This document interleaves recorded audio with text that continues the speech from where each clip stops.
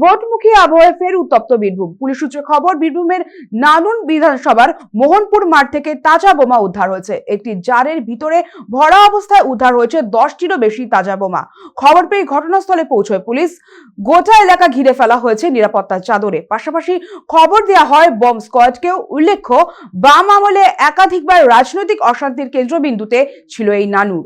ভোটের আগে আবারও এই বোমা উদ্ধারের ঘটনায় স্বাভাবিকভাবেই চাঞ্চল্য ছড়িয়েছে এলাকা জুড়ে। তবে এর জেরে উঠেছে একাধিক প্রশ্ন। কে বা কারা বোমাগুলি মজুত করলো?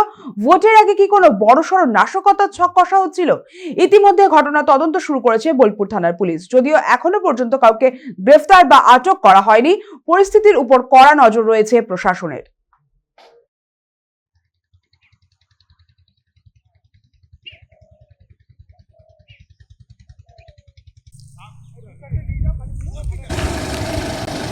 সকাল থেকে বোম স্কোয়াড এসছে, পুলিশ এখানে আছে বোমগুলো নিষ্ক্রিয় করার জন্য।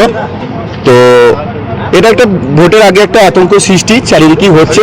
আমরা জানবেন কিছুদিন আগে নানুরেও হয়েছে বা কিন্নারে সেম ঘটনা দেখা গিয়েছে, তো আবার এখানেও হচ্ছে।